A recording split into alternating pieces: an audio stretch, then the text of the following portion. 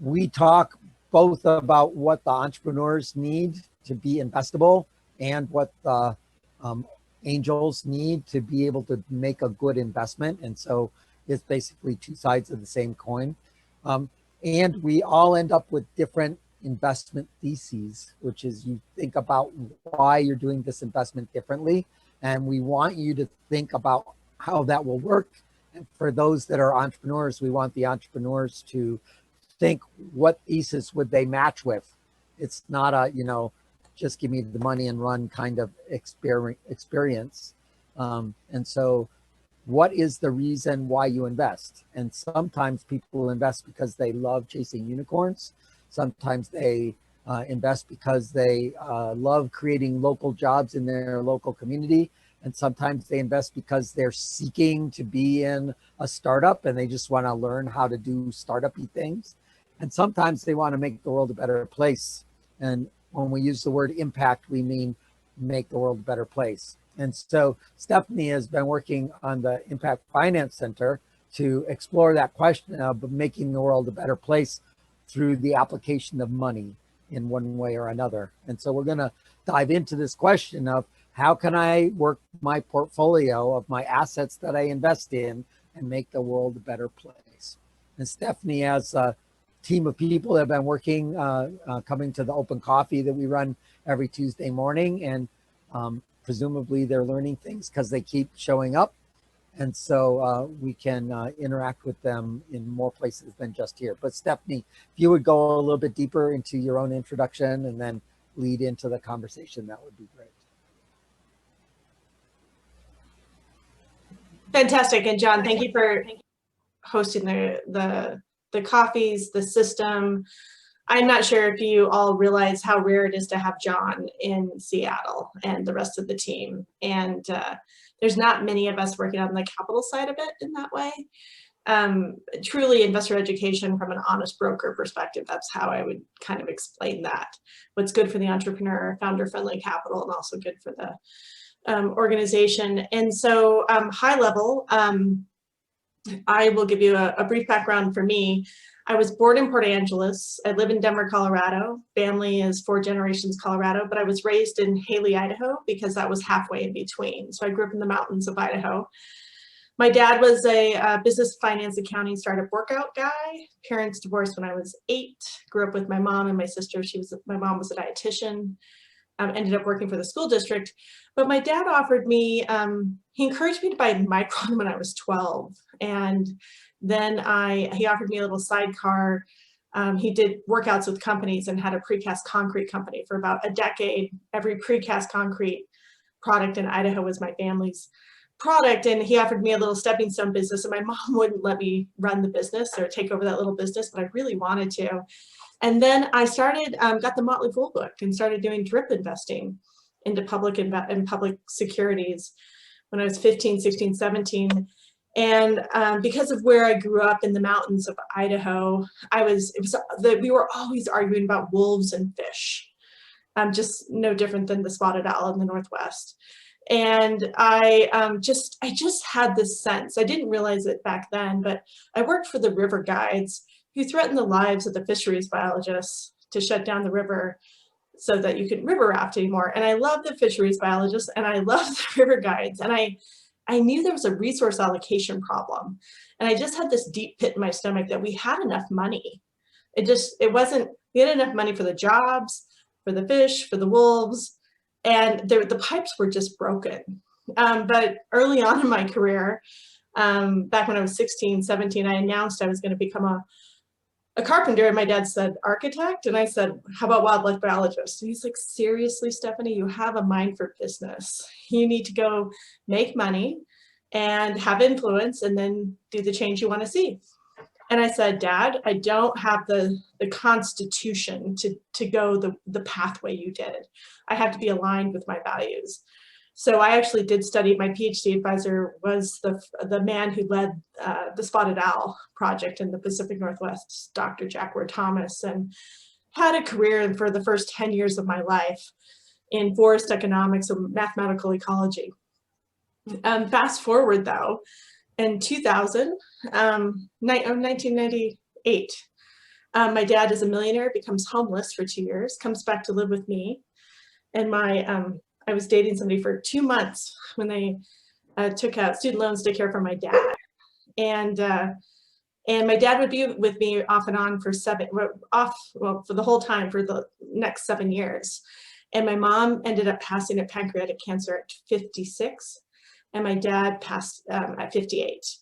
But the last 5 years of my dad's life, we were living in a small town in Lander, Wyoming, and I was working for the federal government and in a kind of a roving job that I loved all over the country and doing my PhD, helping care for my mom. And I said, Dad, you got to volunteer, get a job. Like you don't get a coast if you're living, my rules, my house. I was in my 20s saying this to my dad, and he gets a real estate license and a mortgage broker license. And next thing you know, he comes home on the second house and he's like, my mom passed. So the first house we bought, the second house was my mom's. My sister wanted to sell it. I didn't know what I wanted, so we kept it and made it a rental. And then we realized we could buy a $120,000 house in Lander, Wyoming for $6,000 to $7,000, $8,000.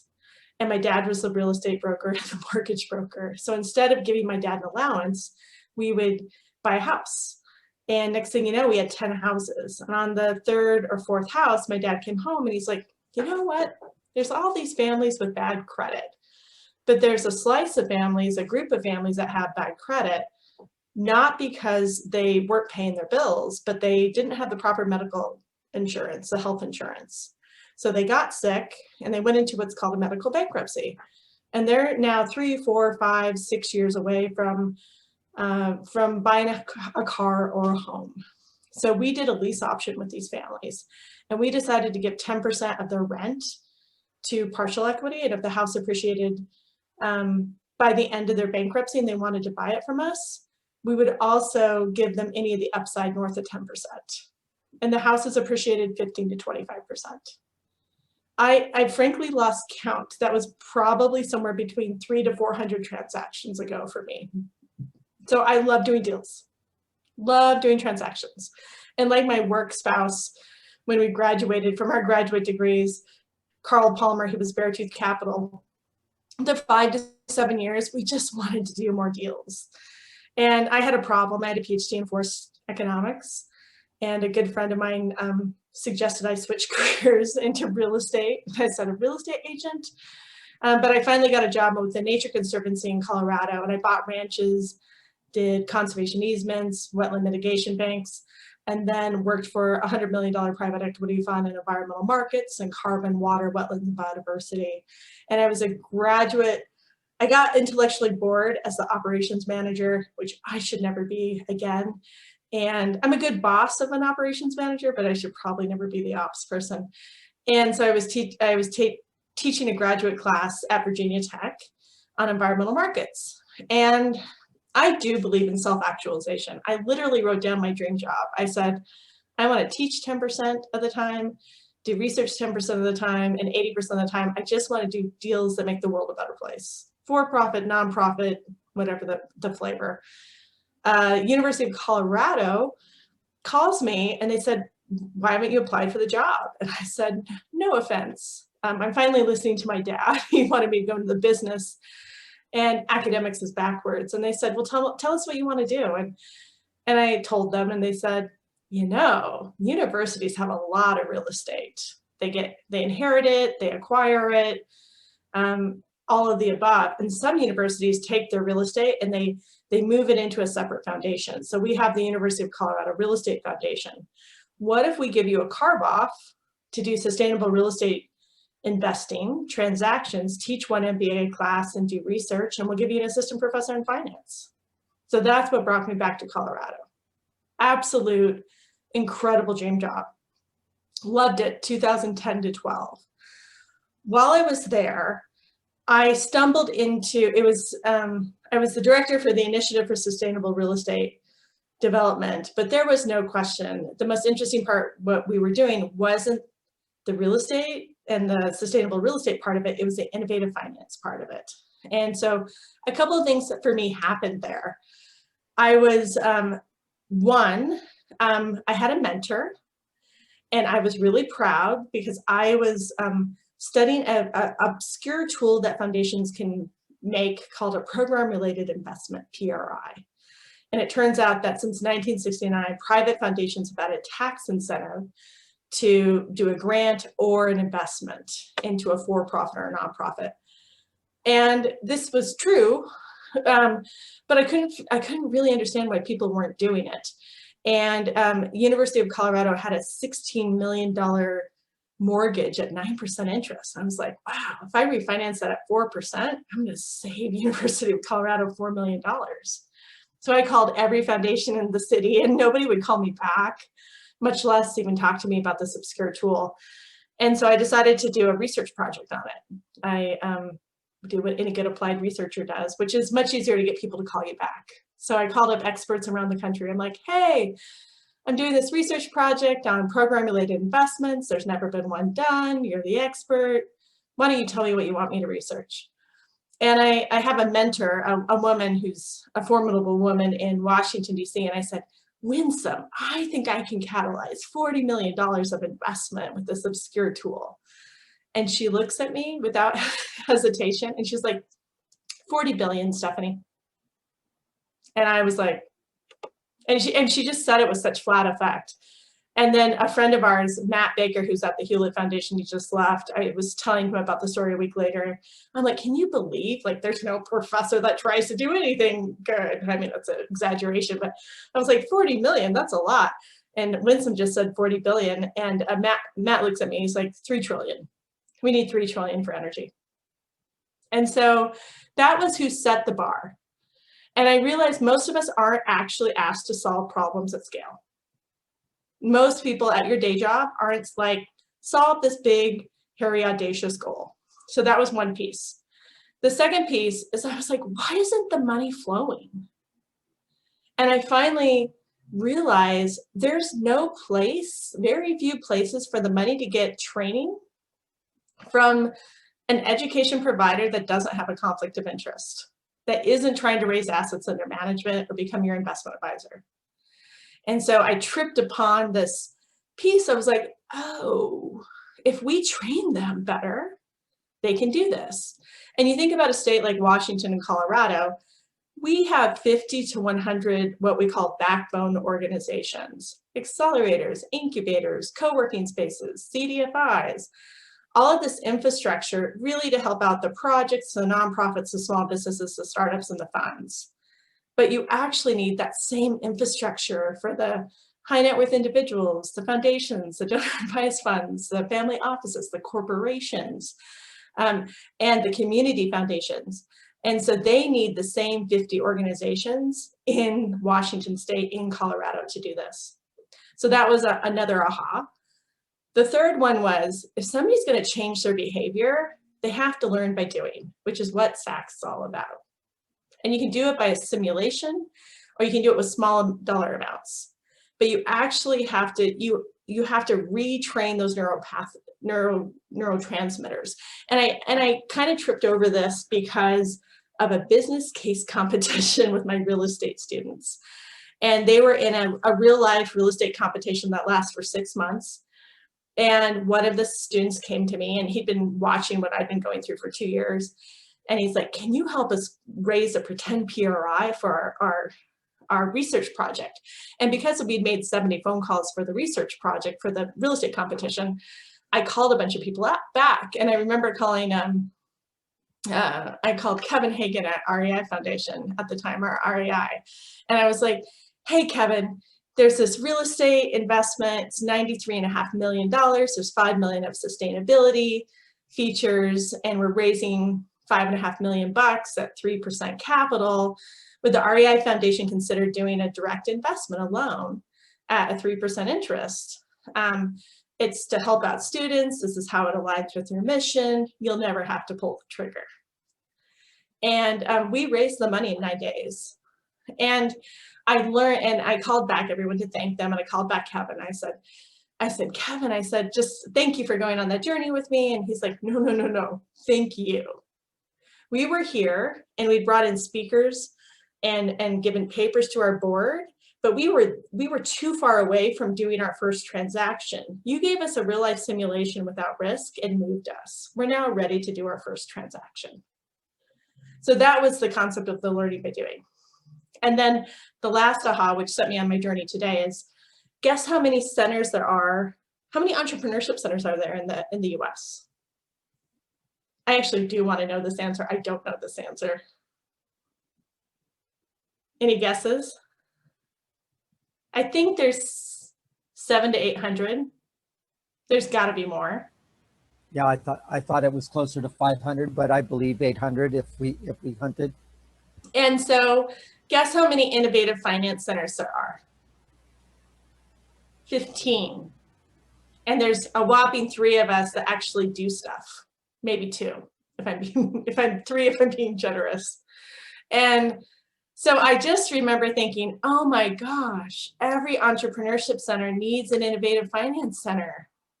And then if you follow higher education, you realize universities are in trouble financially, and you're like, oh, every university needs an innovative finance center to help a university stay alive.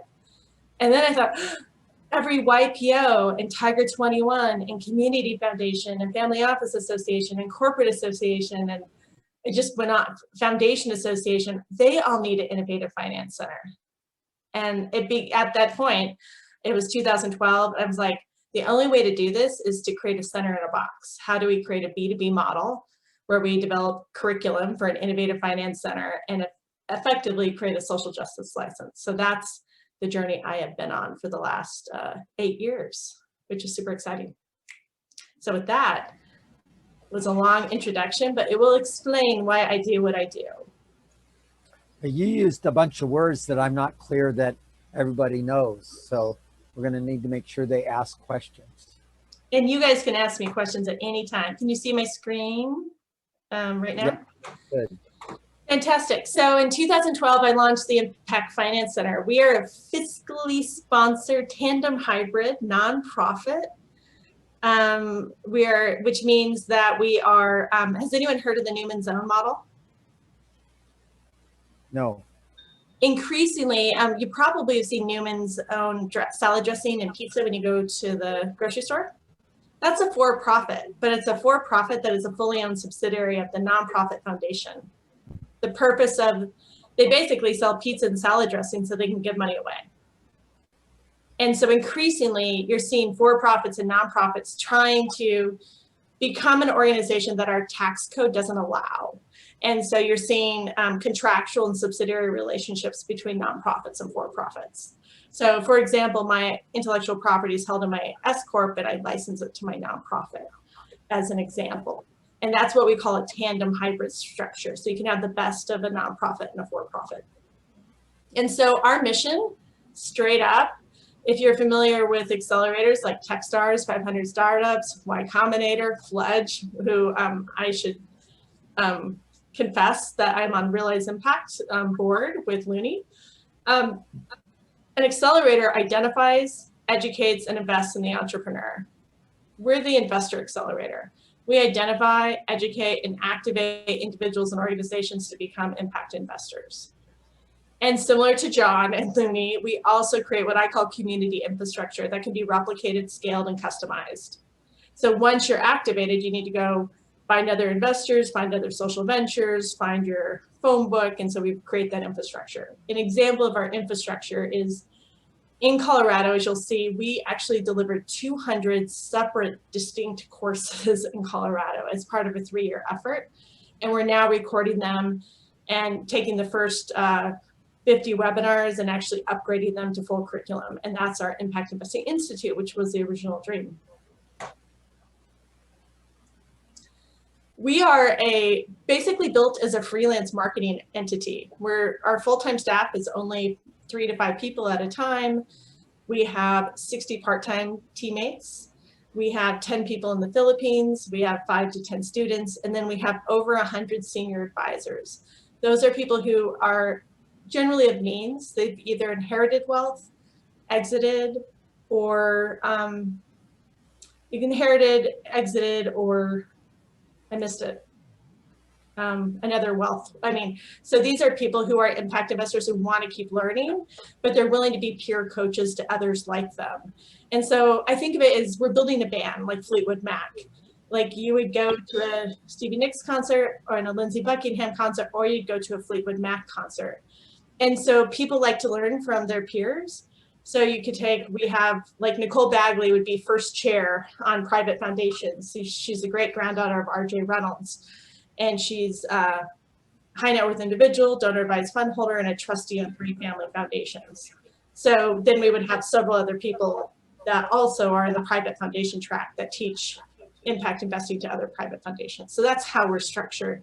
It allows us to have a lot of capacity with really low expenses and overhead. We started off 100% philanthropically supported. I think last year we were about 50-50, and this year we should hopefully be about 70 to 80% earned revenue. But we work with civil society partnerships with universities and large NGOs, nonprofits such as Net Impact, TechSoup, the largest civil society in the world. I'm on the board of Realize Impact. And because those are the relationships we want to have. And then we're also philanthropically supported by large foundations and small donors. In 2012, the Omidyar network, which is the family office for eBay, essentially, had 2 staff people, Paula Goldman and Matt Bannock, that wrote a paper. And they said, it's as if the impact investors are lined up around the proverbial water pump, waiting for the flood of deals while no one actually wants to prime the pump. And so it was kind of like, show me the deals. However, our analogous, we agree with that. And there needs to be more effort for what we call social ventures. But we say, priming the pump for the social ventures without priming the pump for the investors will result in a Field of Dreams effect. You'll build it and the money will not come. And so our mission really is to go find people and institutions with money, identify them, educate them, and activate them. And we do that through 5 ways. We evaluate their investment advisors.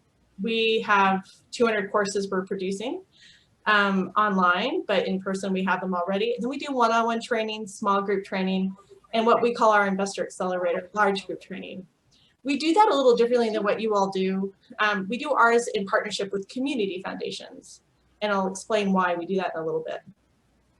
And once you're activated, then we say you have to keep learning, connecting, and investing, which is what you're doing. And so the other difference of angel investing versus what we would call, what we do is full spectrum capital investing, we're going to do a little case study here, is this is a case study of evaluating an investment advisor. Whether you're an individual or an organization, you have your time, your talent, and your treasure. Now, in the case of a charitable institution like a private foundation, somebody donated money. They were given a tax deduction to go into the foundation, and now 95% of that money is invested. And it could be a little bit of an angel investing, but as we know, and John, what percentage of angel investing is of a total portfolio typically? I argue it should be between 5 and 10%. There are people who are conservative at 2%, and I've heard of one person that did 50%, but he's not happy at the moment. And so I would say 10% is a better number. Well, we just had Jean Hammond come out and speak and teach direct due diligence to our women's, we have a Colorado Women's Impact Investing Giving Circle, and she's made 250 investments personally and another 100 institutionally. But as you can see, whether it's 5 or 10% or even 50%, you have all this other money. You have the money you have in the stock market, you have money you have in real estate, you have money you have in fixed income. And so we're actually interested in all the money, not just the angel capital. And generally, most of the time, we're not looking at the impact scores of all of our money. In the case of this foundation, they said, Steph, can you come evaluate our 95% of our money? And so for $10,000, our goal is to basically do an evaluation and see if this money is helping the mission of the foundation, harming the mission of the foundation, or having a neutral impact. And then if it's negative or neutral, our goal is to make positive investments. And so we basically, for $10,000, did an evaluation of their investment advisor. and found out their mission is at-risk families and youth in Colorado, that they had spent an extra $230,000 in fees over 5 years or 7 years to underperform by $1.4 million. And that money was invested against the mission of the foundation. We are one of our senior advisors up in Seattle. We have a data on a $100 million foundation. That investment advisor had been charged in excess fees of $1 million over 5 years to underperform by $5 million and invest against the mission of the foundation. And so we basically contest that there's 2 to 7% inefficiencies, nothing to do with impact, but just on governance, investment beliefs, evidence-based decision attribution evaluation. And so that's a lot of money for angel investing if you look at 2 to 7% of a portfolio. You generally find those savings above $10 million.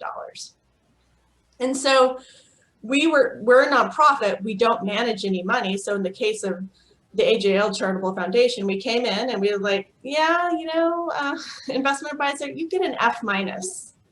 You charge them a lot of money to lose a lot of money and invest against mission. But here's the 70 things we want you to change at your company for us to recommend that they keep you. And we do want to make that recommendation. So you have 1 month to make these changes. They said, oh, we couldn't make those changes.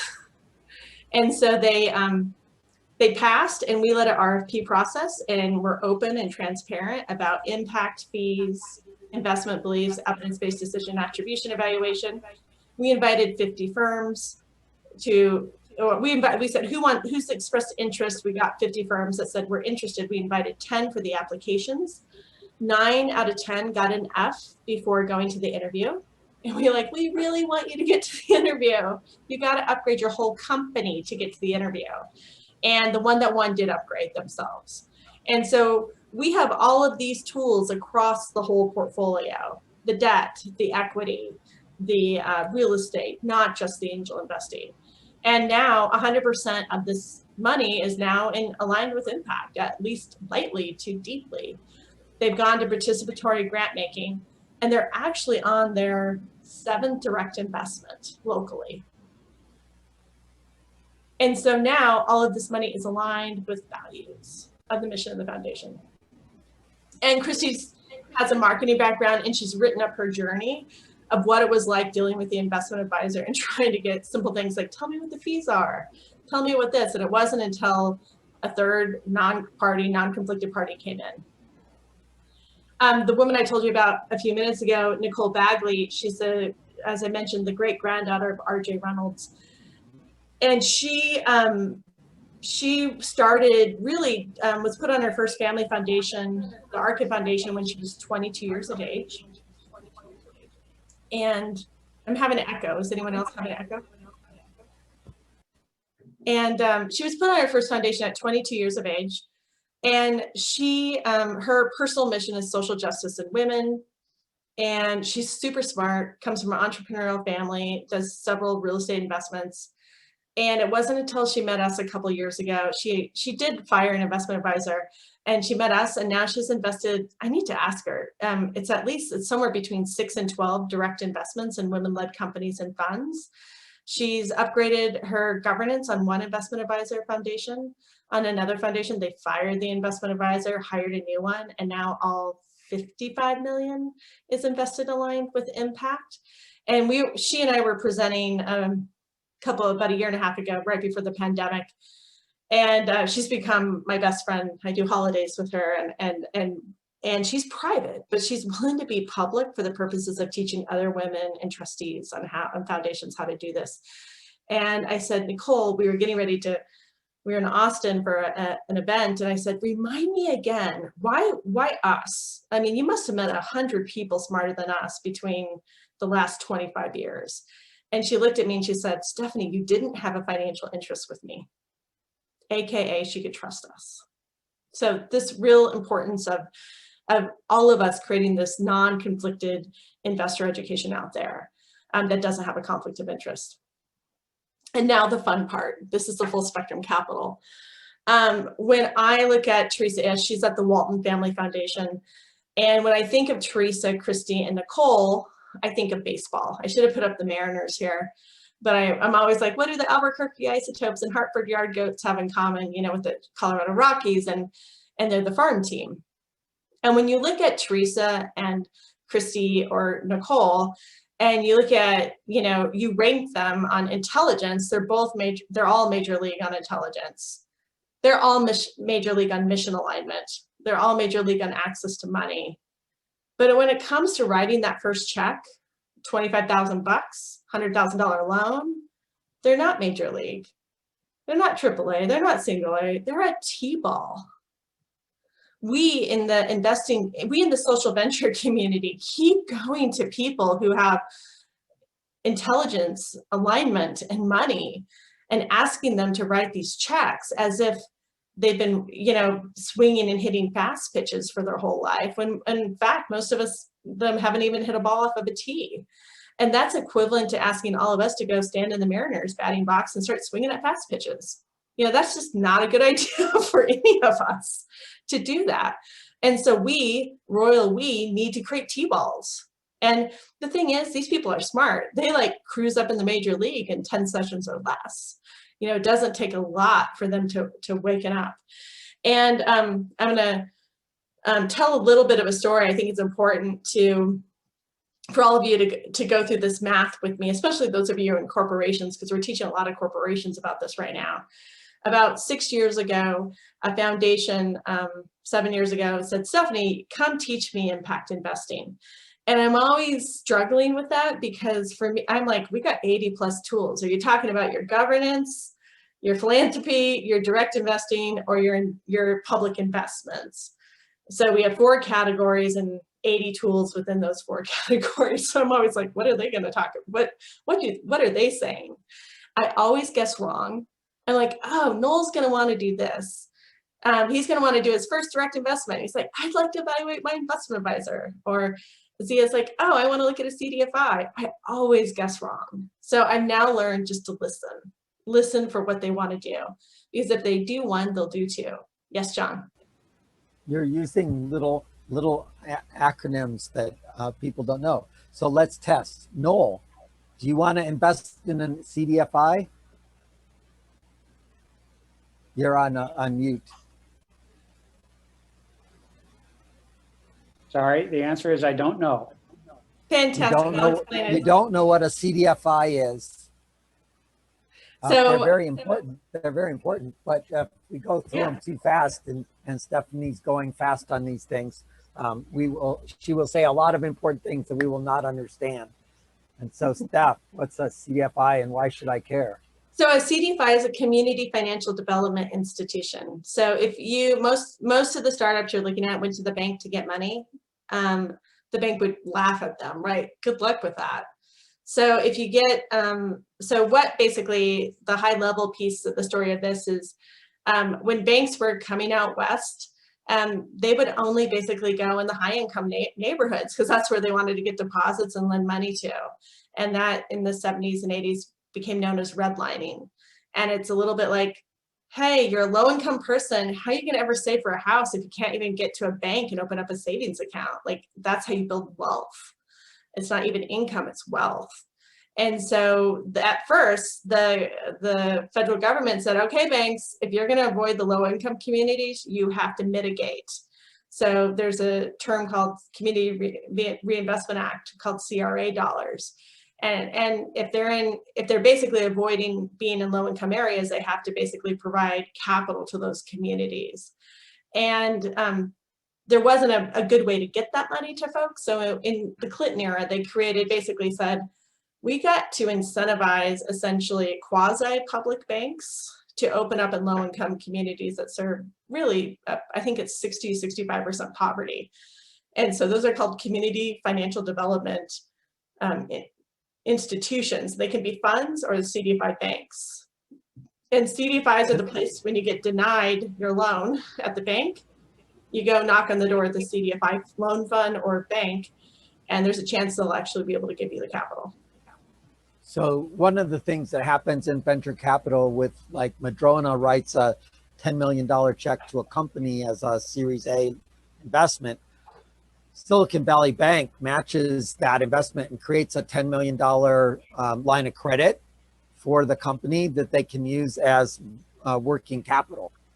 And so I've been talking to Business Impact Northwest, which is one of the CDFIs in Seattle, to try to do that same thing for us, right? If we write a $200K check into a company at Seattle Angel Conference, wouldn't they then provide a line of credit to that company as part of that deal or as an associated deal? So we're not there yet. We do not have any closure on this conversation at all, but there are people in Seattle that do that. And they, while they invest in underrepresented groups, they don't have to invest only in underrepresented groups. That is correct.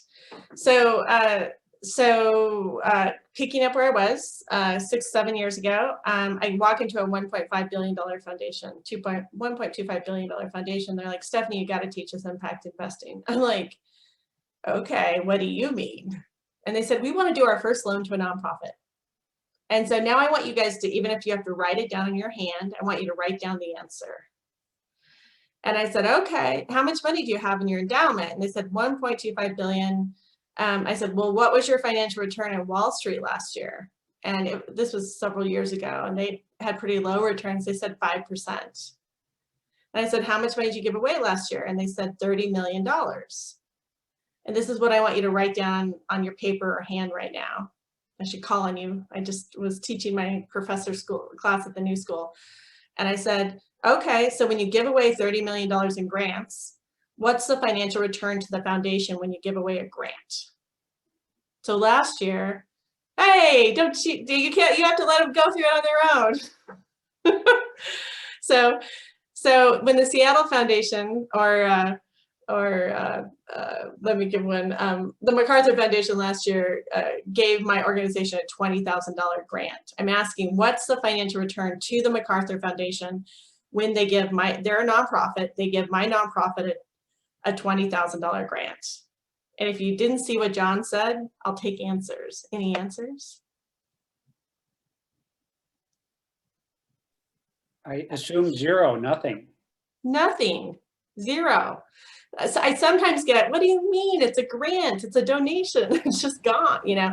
So I often get, it's a grant, donation, it's gone. And now I'll say no.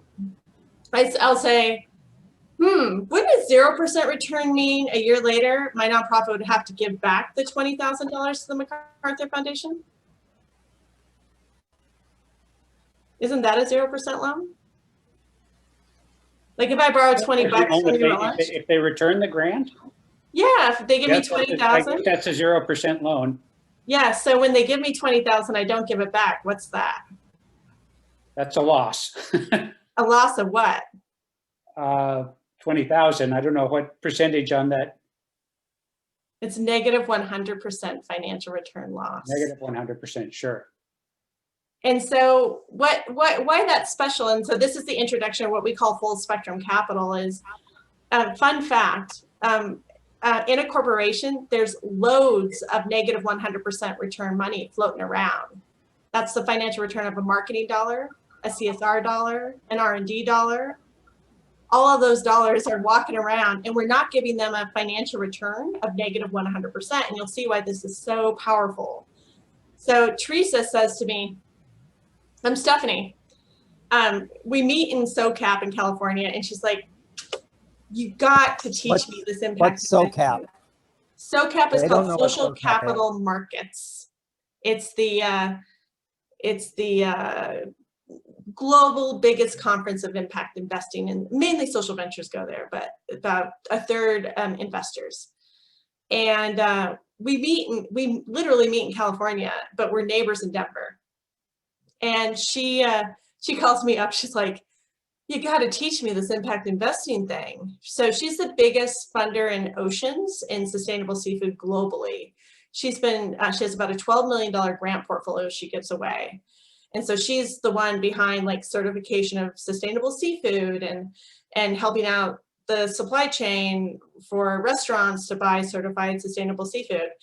And what she's seeing is increasingly companies doing more impactful work and nonprofits being more entrepreneurial, for lack of a better word. Like they're kind of meeting in the middle a little bit. And she said, I never use my professional development money. I have 2,500 bucks. I'm like, great, 10 sessions. She's like, done. So she launched what we call our IFC fellowship program, 10 sessions for 2,500 bucks. On her fifth session of 10, she gets approved the first ever direct investment from the Walton Family Foundation. And it was unusual for a couple reasons. It was a negative 50% return investment to a for-profit sustainable seafood company that in turn leveraged another $6 million of public investment. And if you go listen to Teresa and I share this story on the SOCAP podcast, Money and Meaning podcast, I would say Teresa is a negative 50% return above market rate or below market rate for you. If she's playing with negative 100% money, is that above market rate for her or below market rate? No, you're supposed to answer. Above. It's above market rate, right?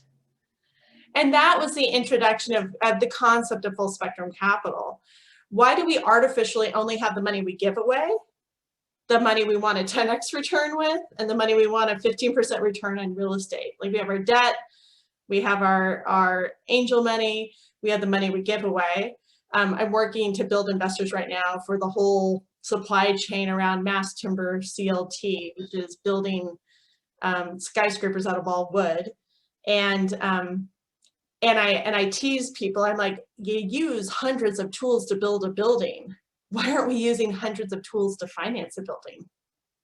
Like we're kind of using these blunt instruments, when in fact we should have this concept of we all have this full spectrum capital. And so this is where John's work and Looney's work and my work starts to collide. I've had the most fun year getting to work with and collaborate with these guys. There was a book called The Innovation Blind Spot that was written by Ross Baird. And there was an article in Fast Company, Why Venture Capitalists Aren't Funding the Businesses We Need. And so does anyone know where the concepts of 10x comes from? Why venture capitalists are actually shooting for a 10x return? Does anyone know why it's not 9x or 8x or 11x? Any guesses?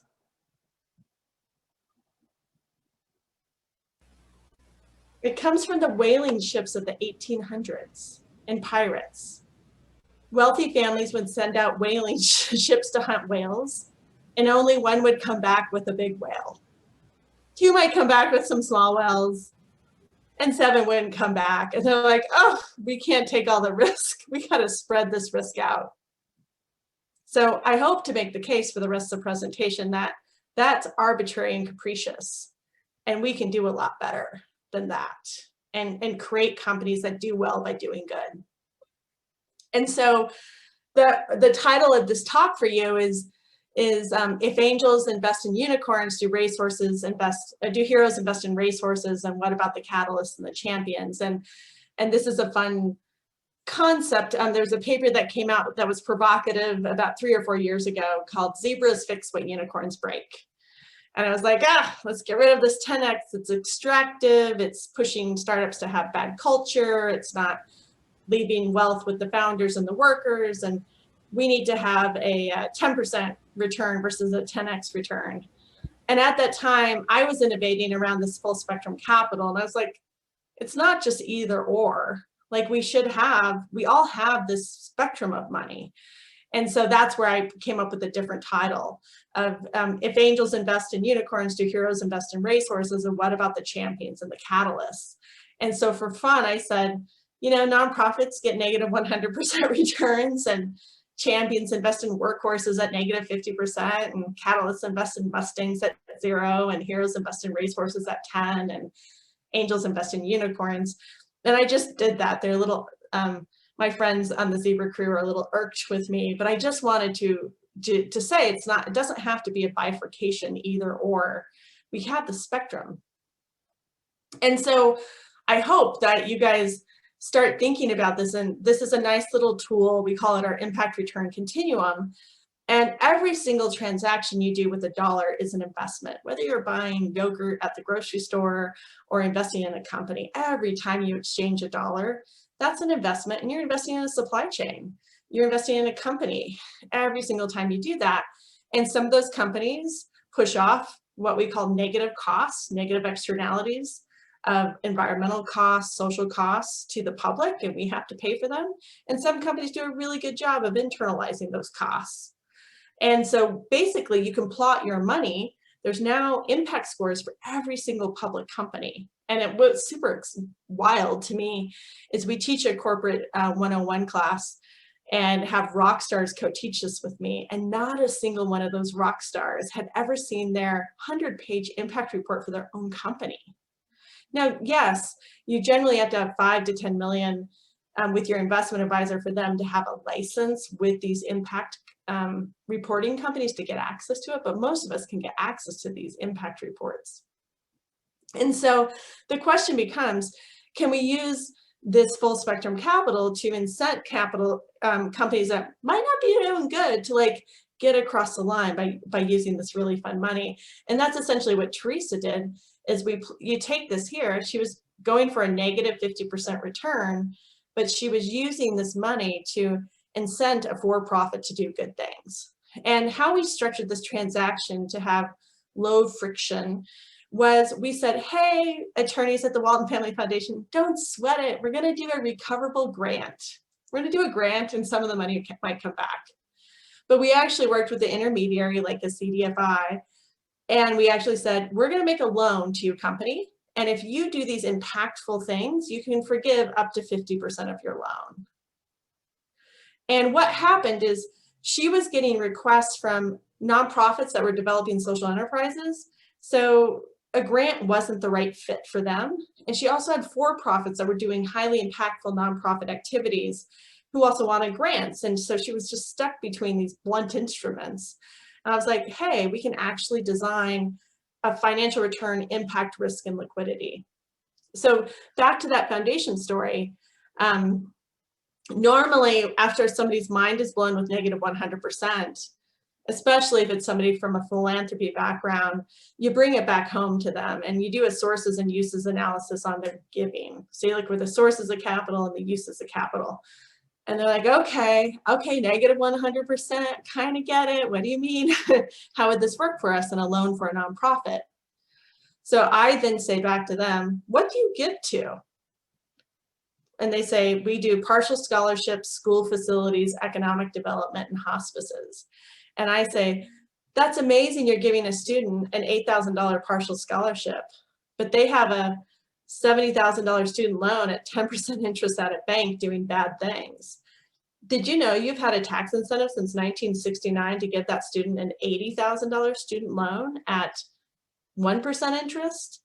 If you make an investment from negative 100% money to 1, that's 101% financial return plus a tax deduction out of your donor advised fund or private foundation. And you're going to save that student more than the $8,000 you were giving them. And then they say school facilities. I'm like, that's great that you give $1 million to 5 schools every year, but I did some phone calls and there's $15 billion of schools with a $5 million mortgage at 6 to 12% interest in Colorado. I said, have you guys ever run a mortgage calculator when you have a $5 million mortgage at 6% and you refinance it at 2%?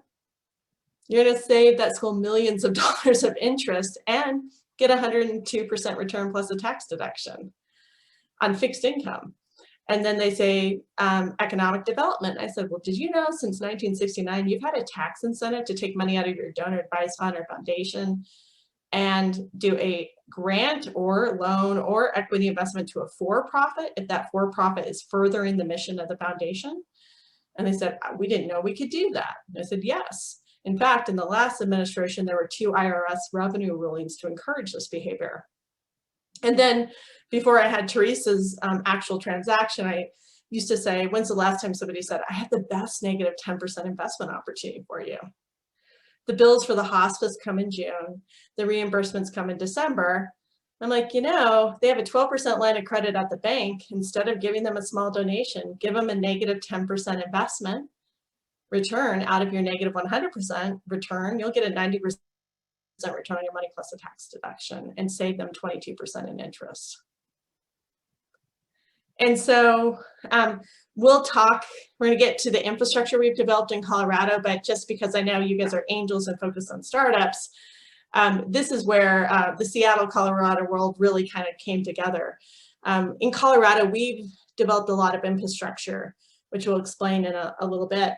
But last year, Department of Commerce and US Department of Agriculture called us independently and said, can you take your infrastructure and apply it to another state or industry? And we said, yes, we can. And Department of Commerce is really focused on technology and good, it's like well-being, good jobs. And so really focused on the tech startup world.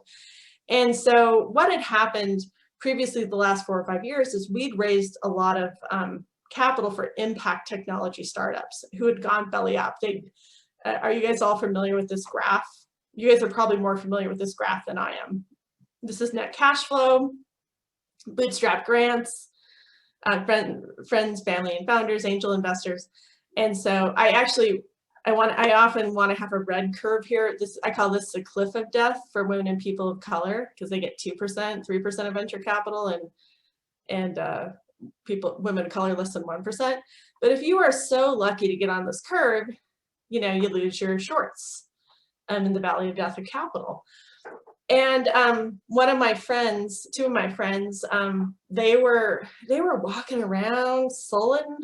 They were going at an 8x return. I'm like, why are you so upset? You're at 8x return. And they're like, if we don't get to 10x, we don't unlock the next tranche of capital. And one of them had just come back from 500 startups, and she was complaining that her teammates, or she's like, I wish I was in California. My staff in Colorado, they want nights and weekends off to go up to the mountains. In California, I can find people willing to work 150 hours. I'm like, what happened to you? It was all being driven by this 10x return.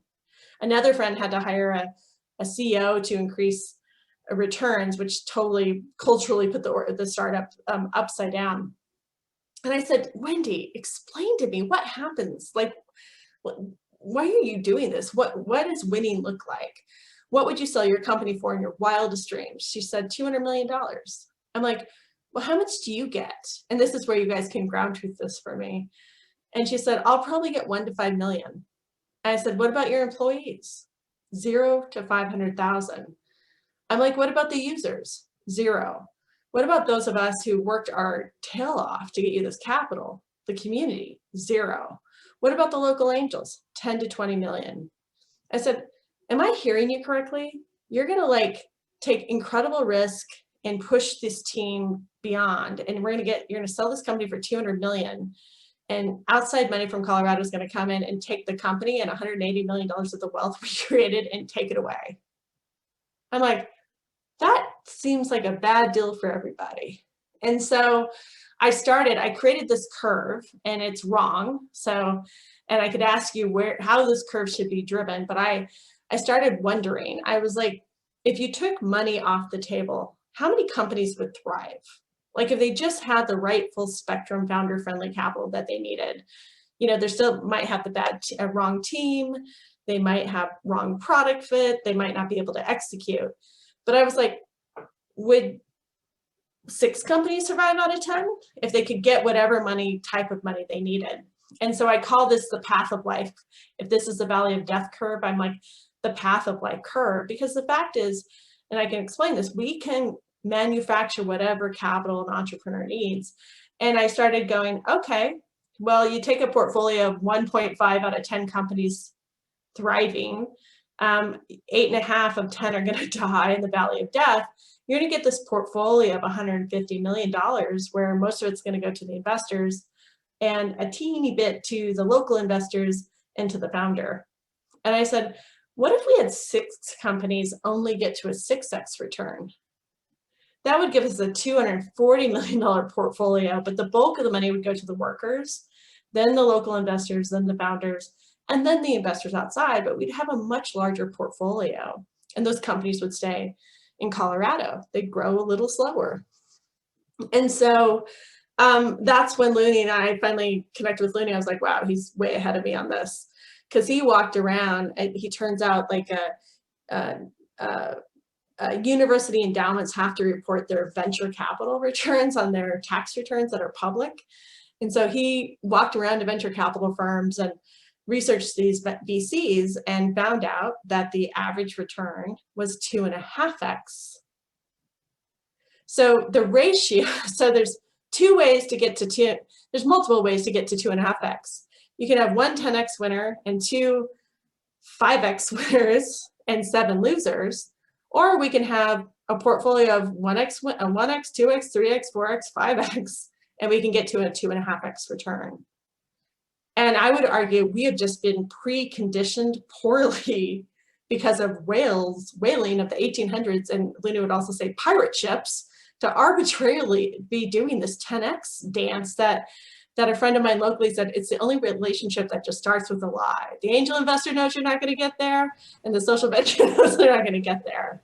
And so I want to sort of pull this in a little bit, because you have your nonprofit Change the World hat on a little bit. The winning piece of angel investing is that the downside is bounded and the upside is not nearly as bounded.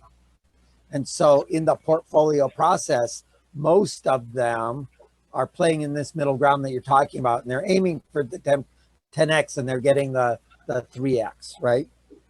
And that's normal angel investing. That also turns out to be normal venture investing, a little bit different, definitely some different rules. But not everybody is getting normal returns. There are some groups that are getting incredibly outsized returns. So the whales that they're hunting are that group of people is winning big, way, way big, right? 11,000% return on that one deal, right? And so they're the little magic ones that are trying to do that. And the allocation of that across the companies is highly, highly skewed, right? And so the whale hunters, the unicorn hunters, are hoping to be in that fraction of 0.5% that actually are unbounded upside and get the 11,000% return instead of the average return, right?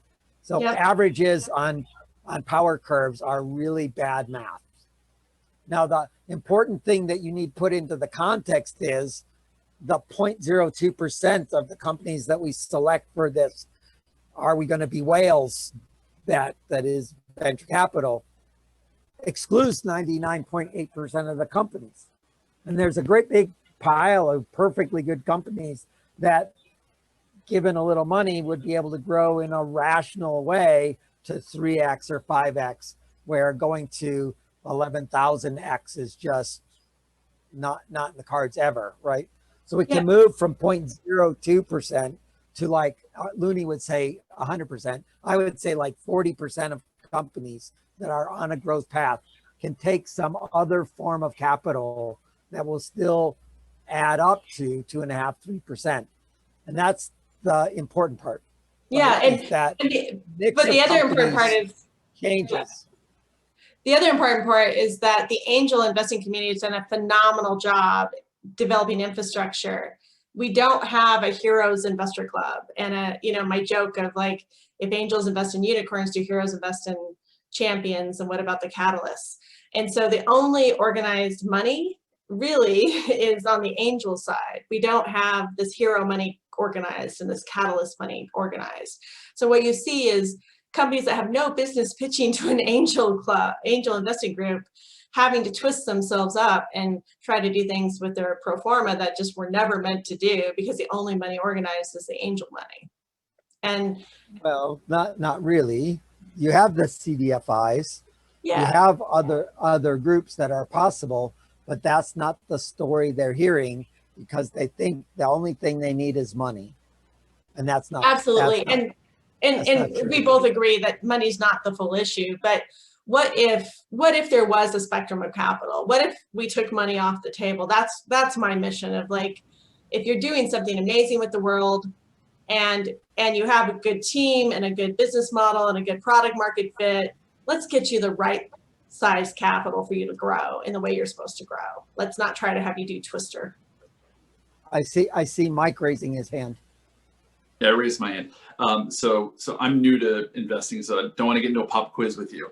But the question that I had is you talk about this spectrum of investments, and you say, well, why don't you go for a 1x, 2x, 3x? And it seems like there's a distinction between the kinds of things where, for example, you say, okay, I'm going to make a loan and it'll be forgivable based off of these criteria. So it's fairly, you know what your range of outcomes is fairly predictably. Or I looked at what you were doing and you're not aware of all the tax incentives. And so I can pretty much tell you what your return is going to be. But how is it for all these other companies? Like, are you really, that precise where you could say, I'm pretty sure I'm going to get a 1x, 2x, 3x? I thought the whole sort of philosophy behind the angel investing is a lot of these are going to go belly up and you actually don't know which ones they are, even if you're really good at picking them. So how do you fill in that middle when it sounds like there's not a really good discipline to be able to pick those sort of mediocre winners? Well, so let's identify stages of companies for the context for Stephanie, right? When we're angel investing typically at the pre-seed level before product market fit. So at that point, I can't tell you the cost of customer acquisition.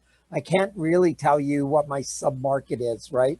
And so the uncertainty there is huge. So if I want to understand and bound the risk more, then I want to narrow a bunch of the variables uncertainty. So I'd like to be after product market fit. And I'd like to have some predictability in my sales. So I'd like the variation of my month-to-month sales and the variation in my sales cycle to be narrow. And that's called underwriting. And so if you go to the CDFI and you ask them to underwrite a loan, they evaluate all those kinds of questions about whether this business will actually deliver on the businessy thing that they think they will, right? And now we've moved into an entirely different asset class. Even though it's a business asking for money, it's a fundamentally different business. Is that helpful for framing, Stephanie? It is. It's totally helpful, and it's a nice segue into this. You can see I had my team create this little calculator for me. I call it my full spectrum calculator. And right before the COVID broke out, I had a group of folks, a brother and sister, come want to learn how to do direct investing. And Kyle he was at the Ford Foundation for 25 years. He's at TechSoup, which is this awesome $45 million nonprofit social enterprise. And they said, we want to do our first direct investment.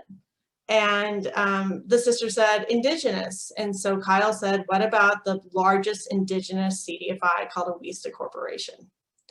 And I mean, this is about a foundation, but it's also about a high net worth individual too. So I'm gonna put the word grant, which would be your donation. I'm gonna put a PRI, which stands for program related investment, but this is really we'll do grant. I'll just write it this way. Grant donation, and this would be your PRI, your loan.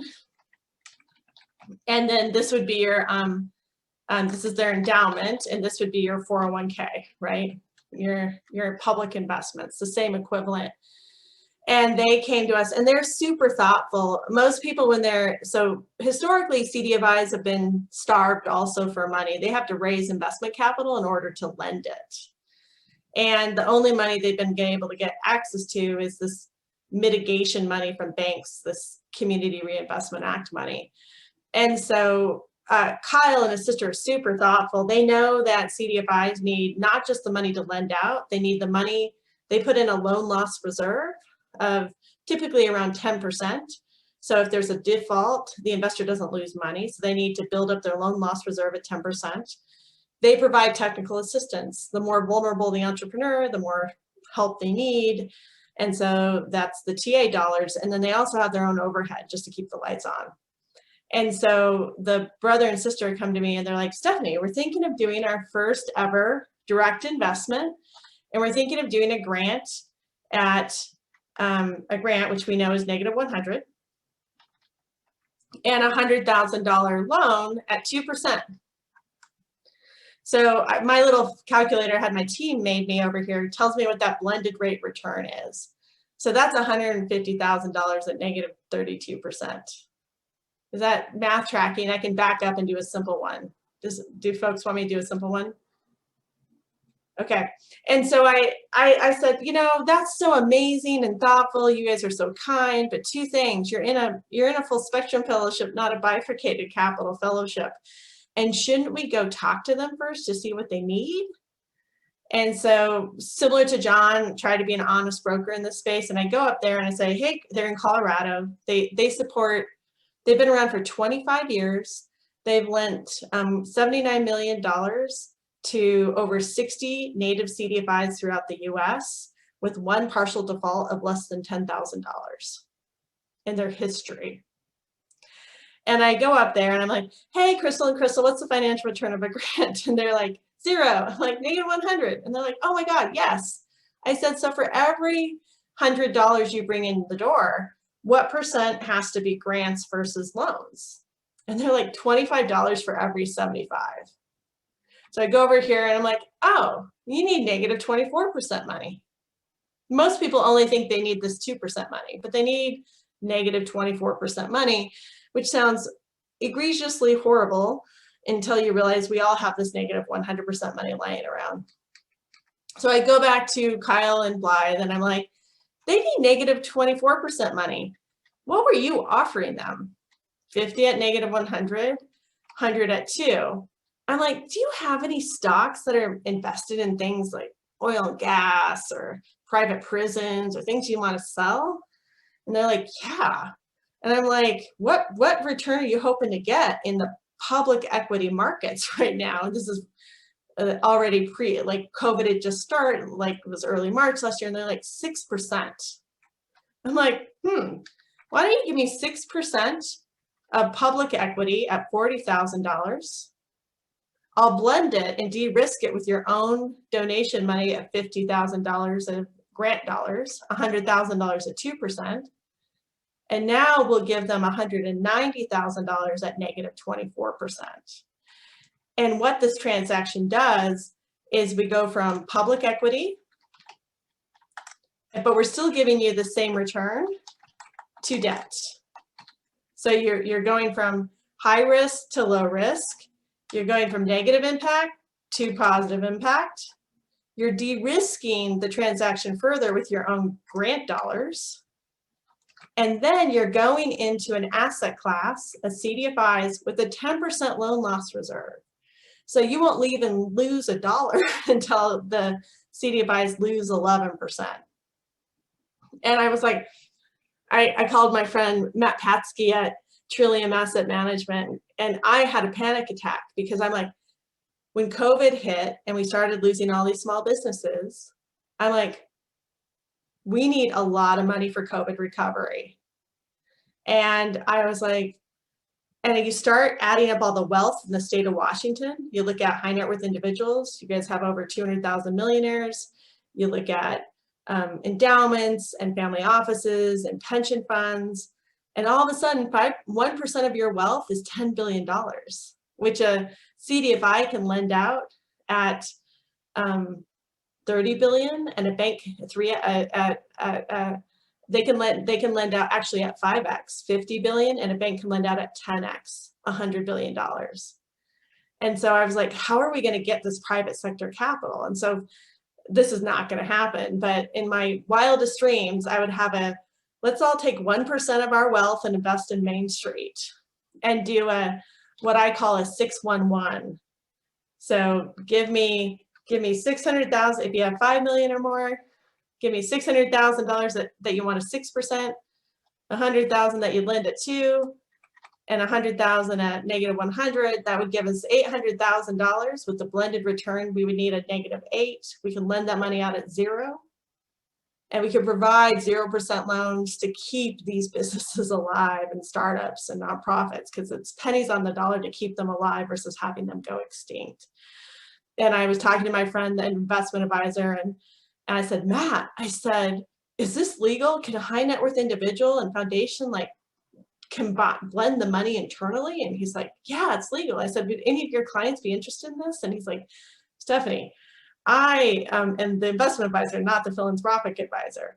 And then I said, Matt, is there any evidence on, are CDFIs considered an asset class? Is there any evidence on how they did in the Great Recession from 2008 to 10?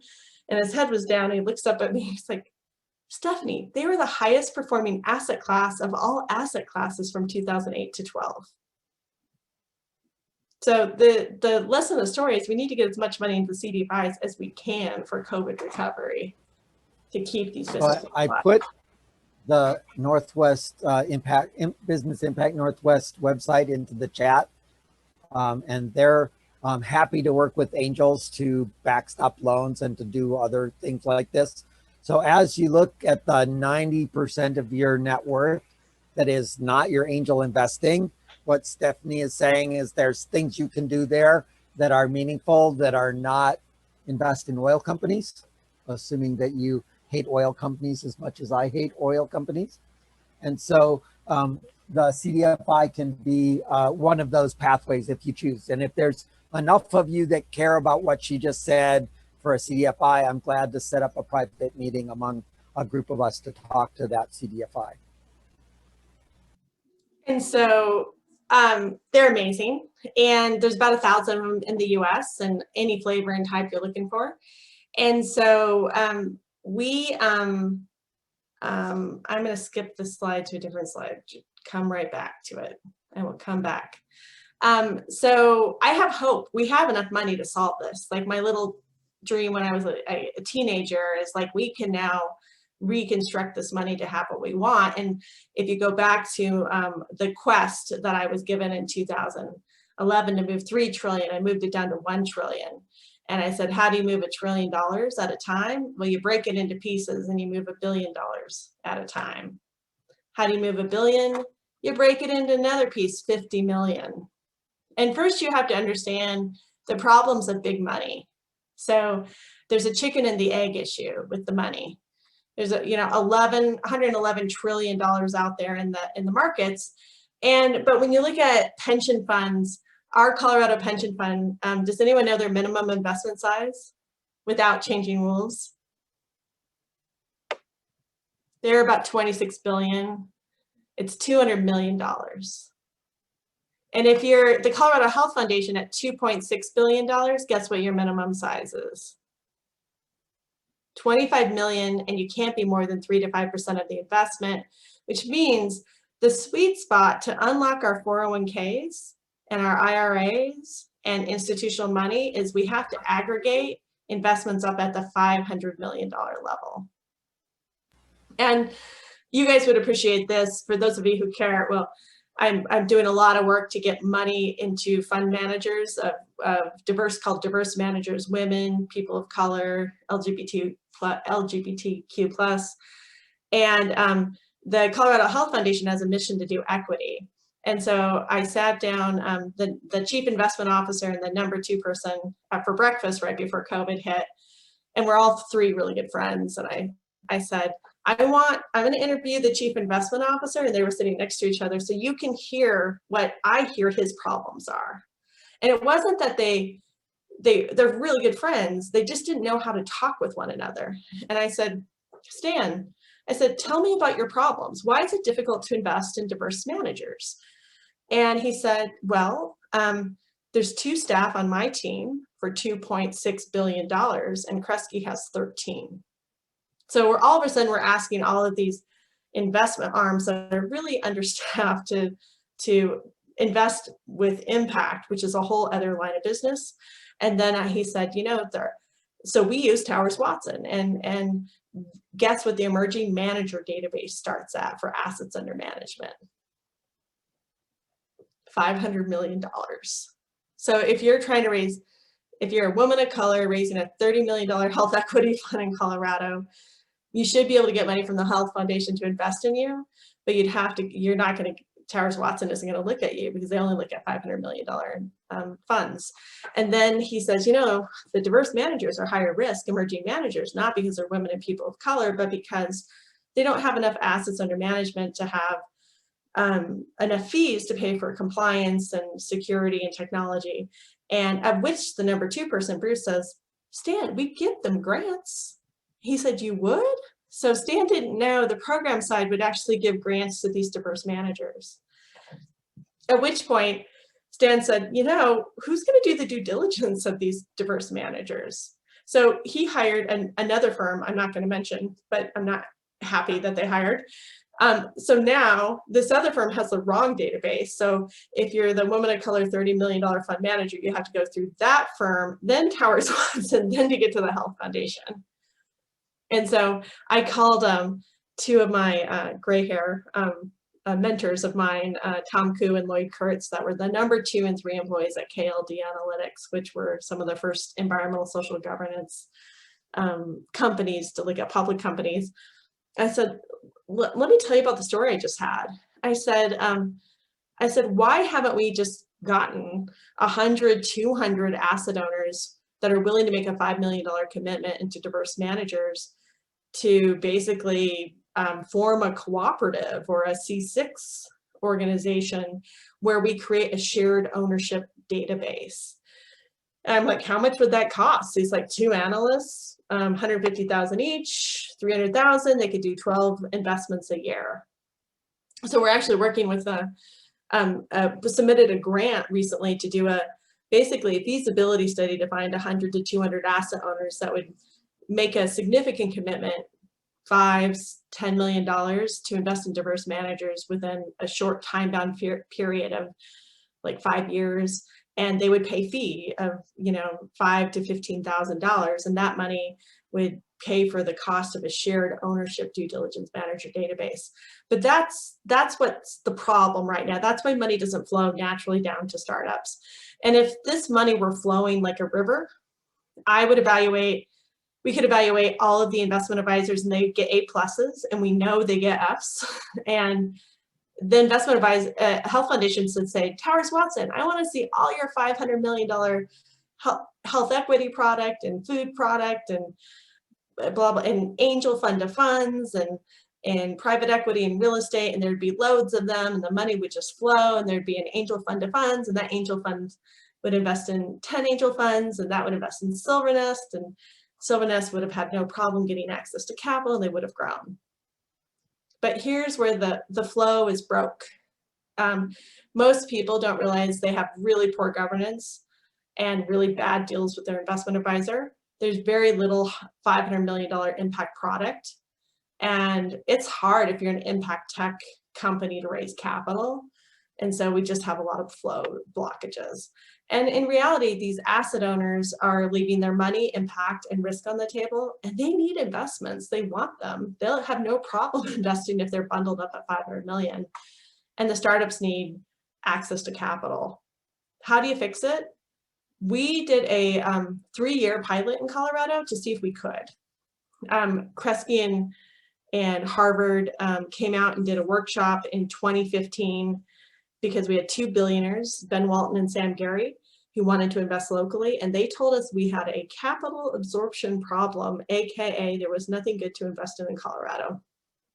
And I was 41, single, without kids. And I was like, they're wrong.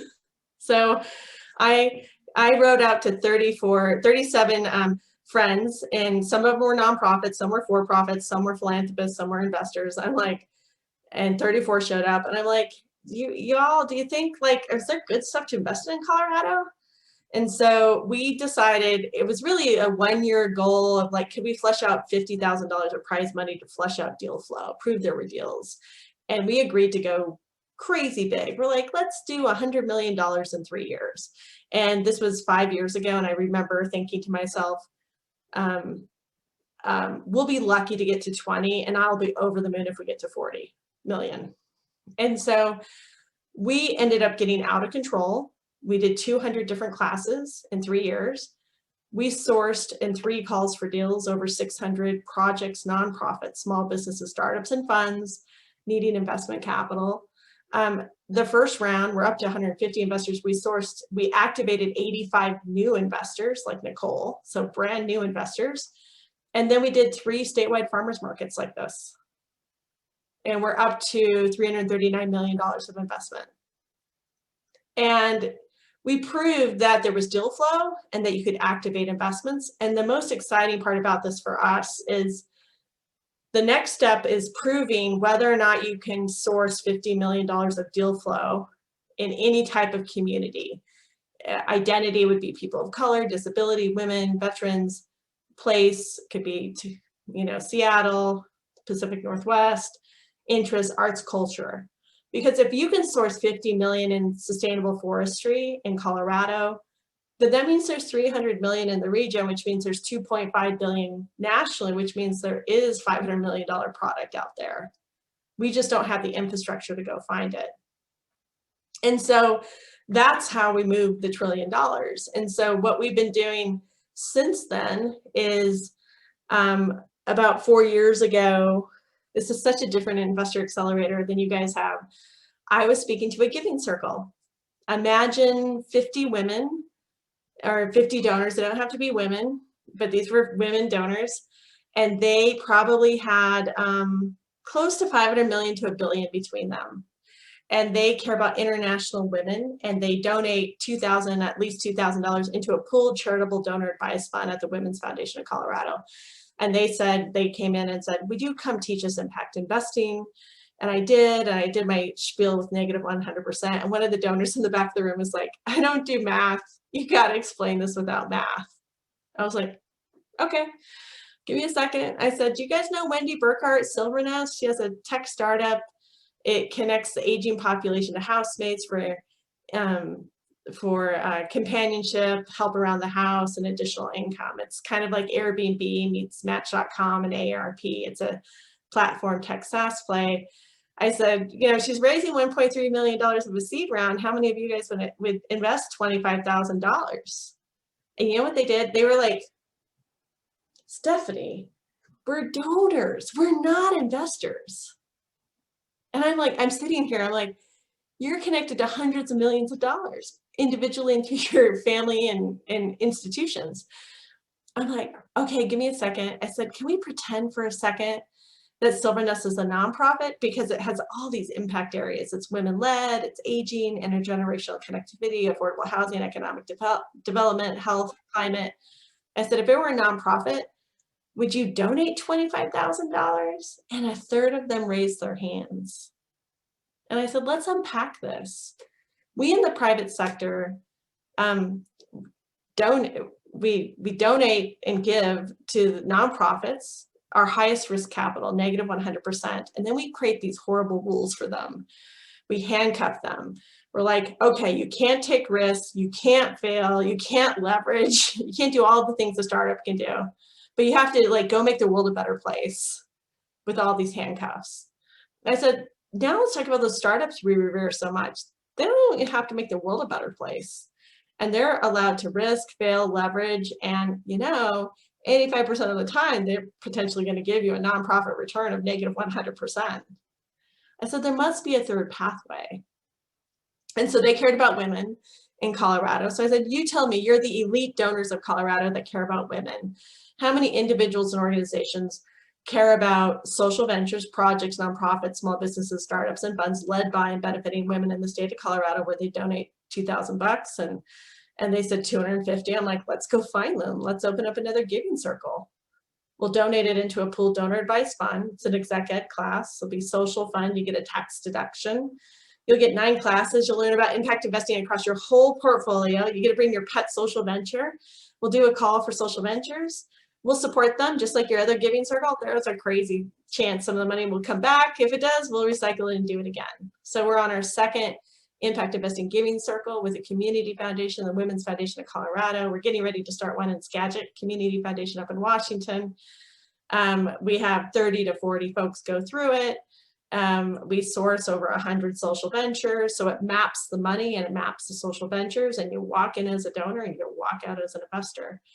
And so we believe that from a COVID recovery perspective, that we need to grow a lot more investors as fast as possible. And the states should be incentivizing civil society organizations like community foundations and Rotary clubs to do these impact investing giving circles or investor accelerators and grow a lot of investors. And the last little piece I'll add as I'll close off, because I know we're over time, is is it was fascinating in Colorado because I looked at all the impact funds that had gotten stood up. They cost a lot more money and they moved a lot less money than our farmers market had. And so when I'm talking to states for COVID recovery, like state of California, I'm like, if you can only do one thing, just set up a farmers market. And the reason why is I think of a fund as like a CSA box. We all want to buy from community supported agriculture, the share from the farmer. But at the end of the day, I don't, because I don't want the extra turnips and I don't want the box to show up when I'm traveling. So I like the idea of a fund or a CSA box, but ultimately I'm a farmer's market girl. I want to go like construct my own vegetable portfolio or my social venture portfolio. And so I said, if you can only do one thing, set up a social venture marketplace. If you can do two things, grow more investors, because whether you like it or not, we have a bare vegetable patch and we've got to go activate more investors, which are like seeds. And do funds when the investors are like, oh, this was fun, but I want to do 20 of those and I don't want to do separate due diligence. So do funds when they're a response to investors wanting it. So with that, I will, the last thing I'll add is this infrastructure we're kind of adding, which is pre-seed, is using impact investing giving circles or investor accelerators. Impact Days is really an investor club light. We also work with nonprofit loan funds that create essentially character-based lending without credit. So microfinance comes to the US. And then you can also launch local CDs and a guarantee model, which I'm happy to explain another time. But it's really this old-fashioned Main Street relationship investing that we need to recreate in order to have a thriving economy and recover from COVID. So I'll stop there. Any questions? Yeah, cool. That was good. So let's ask the audience a little bit first. How many of you, and if you could raise your hands on the participants thing so we can count, how many of you have donated money in the last couple of years to a nonprofit?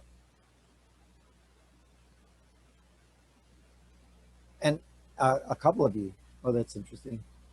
So we did a workshop about 6 months ago called Be a Impact Venture Capitalist Through Donor Advised Funds. How many of you, keep your hands up if you used or have invested in a donor advised fund? Okay, so many people did donate, but most people don't do donor advised funds. Kate and Igor, do you have your own donor advised fund? I didn't do that. I don't know how to remove my raised hand. How about Kate? Yes. Yes. You have your own. You have your own. Yes. Okay, and where did you set up your donor advised fund? Through Fidelity Charitable. Okay. Banking. And so there's this opportunity then to look at your asset classes. On one side, far on the one side, you have the 100% grant return thing. And on the other side that we're trying to do with this angel investing, we've got this, let's hope we get 27% return annualized kind of thing, right? And in fact, I can tell you that my personal investments in Oregon Angel Fund are actually 25%. So it sometimes works, right? And so in that, there's a bunch of different piles about where you've allocated your money. And Stephanie is about how do we get people that have donated money to nonprofits to move them into a broader mechanism. And then I want to apply that to you and your personal assets. So how are you allocating your assets into piles and make that go? So if you could ask Stephanie questions in that context about what parts are being allocated one way and what parts are being allocated another way. And there's a little tiny dirty secret in there that she said, but which may not have been heard. When you have a donor advised fund, you can angel invest from that fund. Yeah. So you can connect both ends together if you want. So what questions do we have? I have a question about donor advised funds. Please. I heard those funds are not really yours once you put money in it.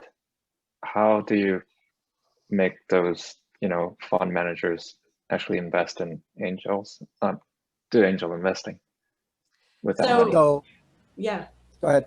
no, go for it, John. Yeah.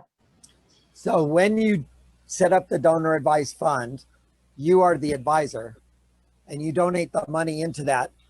They are not your funds anymore. They belong to the foundation. You donated them, you took your tax write-off or whatever. It was a donation.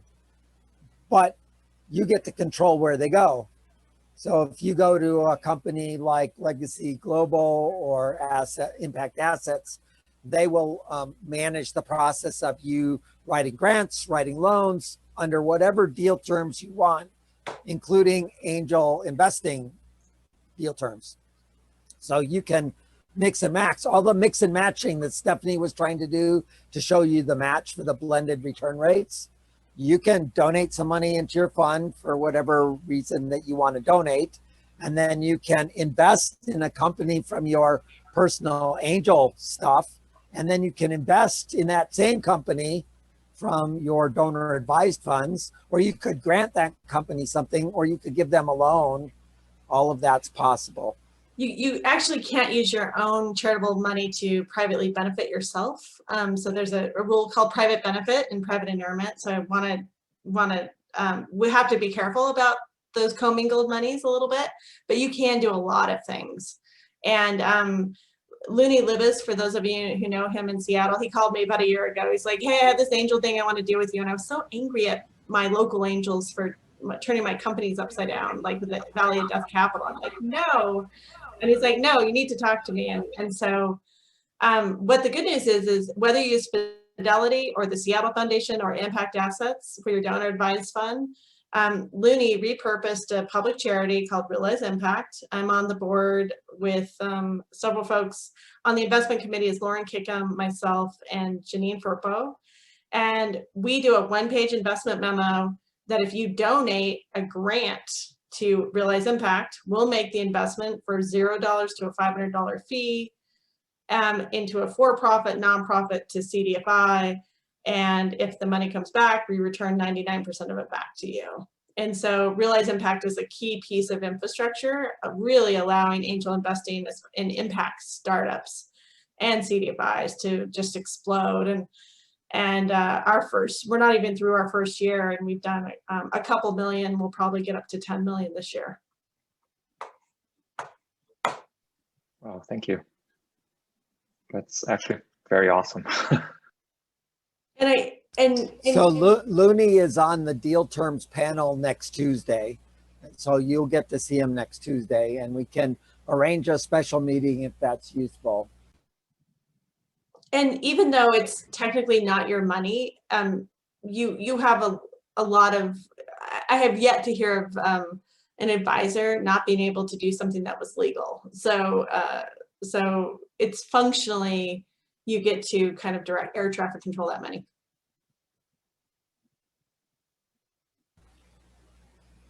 So when you're thinking about your angel investing money, what is the percentage of your total assets that you are thinking you would invest? Anybody want to put a number on the table?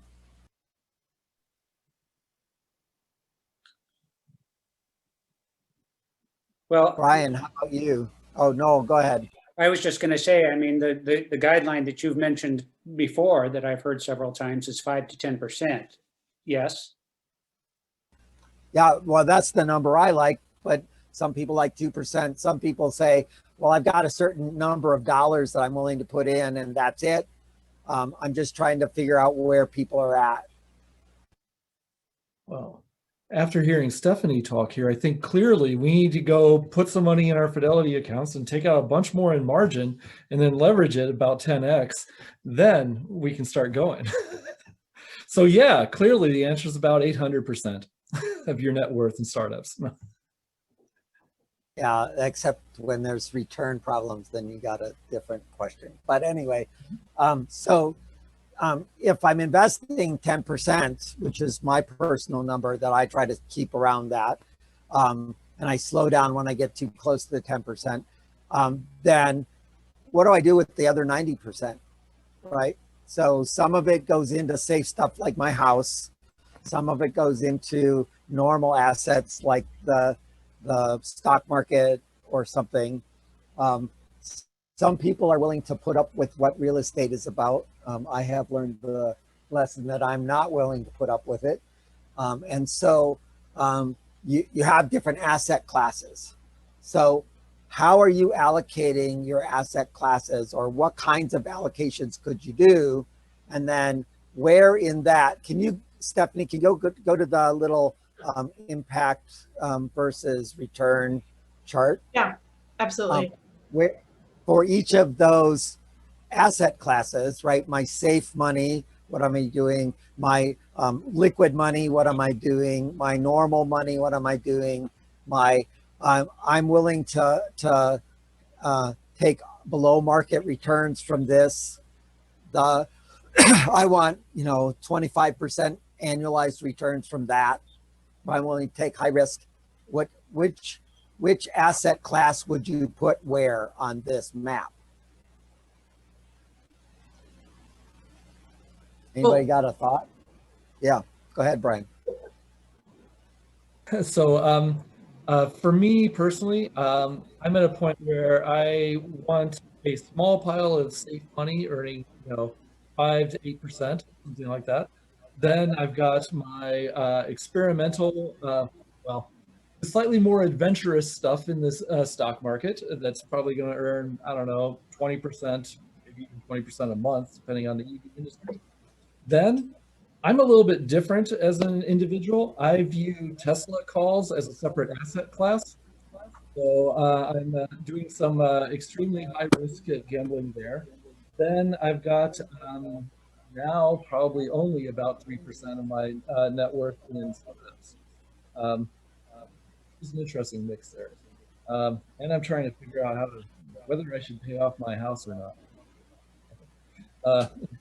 This is where you can use your mortgage to go get a bunch of money and then invest it in ways that are more profitable. That's an approach. And I mean, I have 2 sisters right now. Just to clarify that, and they want to grow their foundation. So they were losing money in master service lease agreements in oil and gas, and so they called UBS and they put $2 million into ESG. But they don't want a 6% return on this. They would love an 8% return.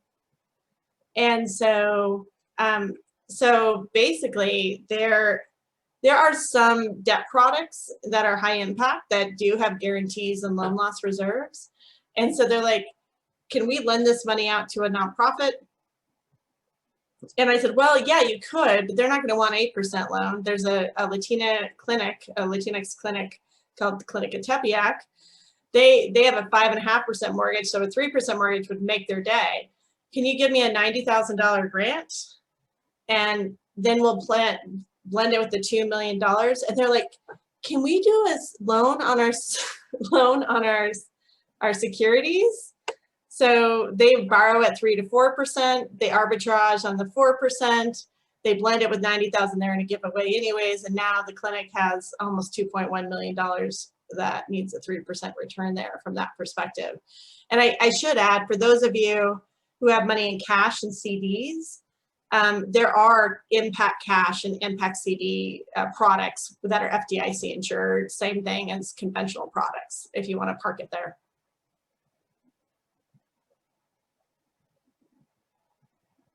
Do you do workshops for small groups of people to say, how can I make my cash impactful, or how can I do stocks that are rational, or any of those peer learning groupy thingies? Yes, we do. Yes, we do one-on-one training, small group training, large group training. We have, like I said, we have 50 recorded webinars. We're taking our first one in partnership with TechSoup to produce it on a course this quarter.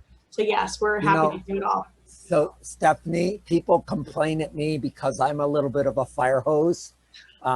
And I go fast, And you are a much larger diameter than I am and moving much more information than I do.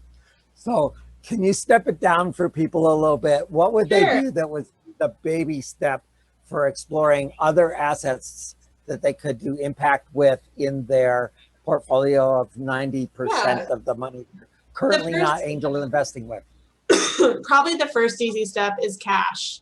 And there's a group called Impact Deposits, and you are in community banks. So they spread out your money and put your money into community banks. It's still FDIC insured.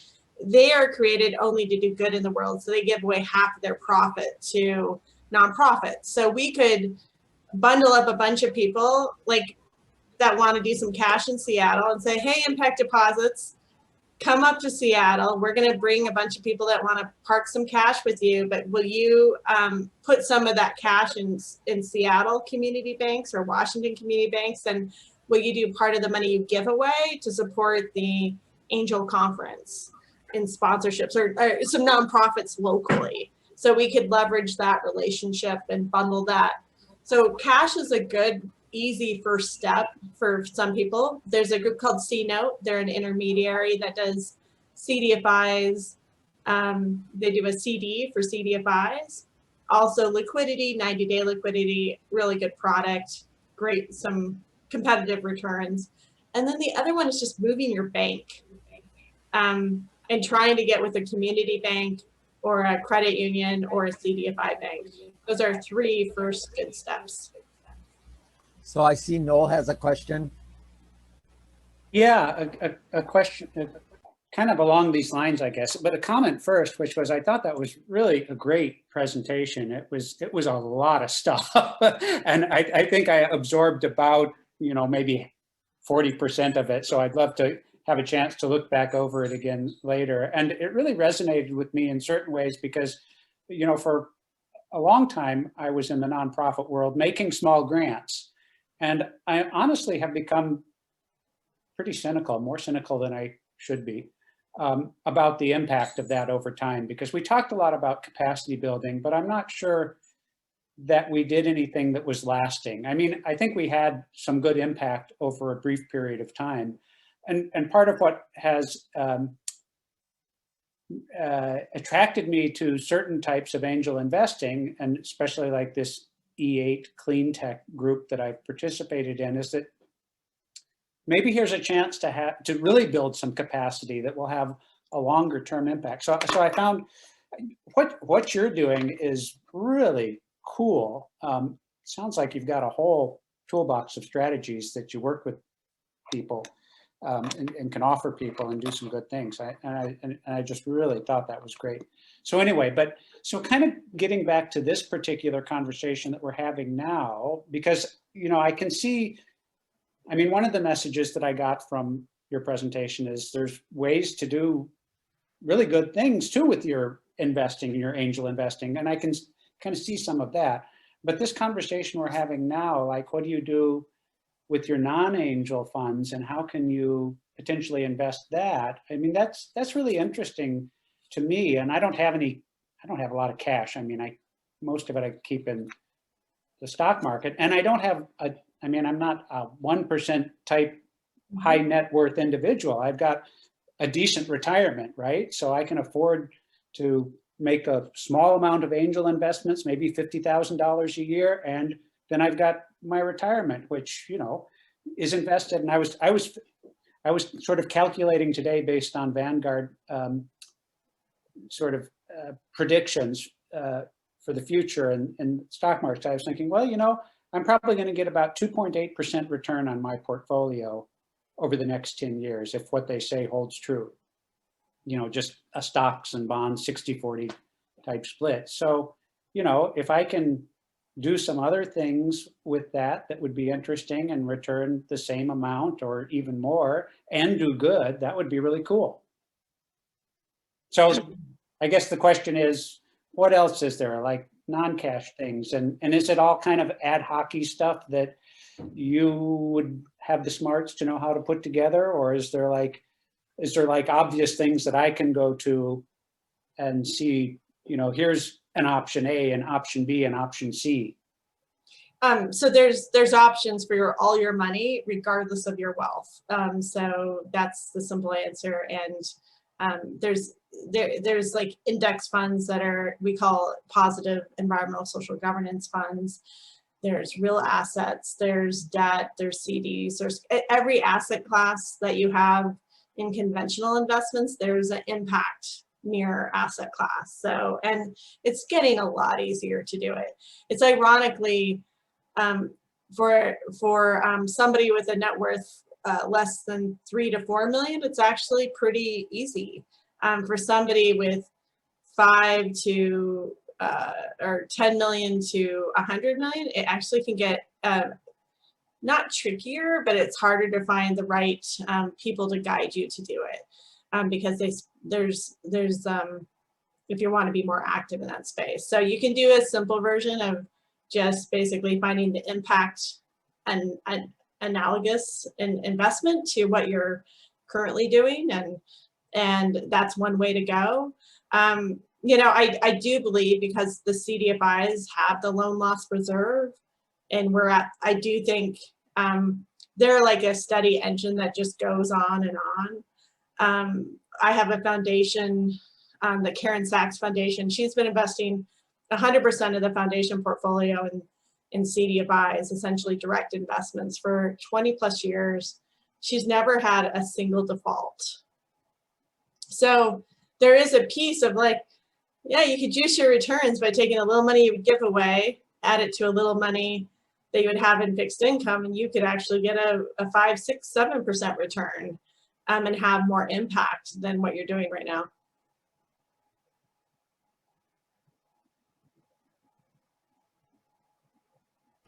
Other questions that people have about? Yeah, go ahead, Dana. So I'm really interested in the CDFIs, I think. And so John, I think you had written or like mentioned to the Business Impact Northwest and Craft 3. I think I saw you put in there. If you have a short list, or if that's the only two sort of in the Seattle area, I'd be very... There's about 23 in the state of Washington, and as Stephanie's saying, there's 1,000 across the U.S. Okay. Those two are the ones I have relationships with that I am trying to push on. Third one is called Ventures, which is much more lower end, focused on the poverty level investments kind of thing. So those three are the ones that keep showing up across my bow as I'm working on projects.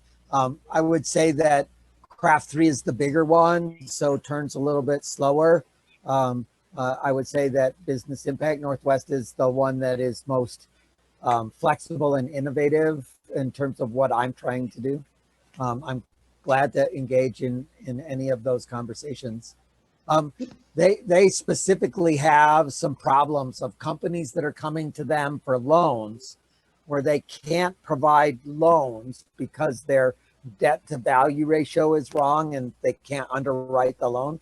But if they had somebody who is willing to take an equity piece, even an equity with revenue redemption piece of the company, they could then proceed with the loan. So you could unlock, 30, 40% of the money in a loan format if you took a bit of equity. And so they're looking for angel investors that will play that role.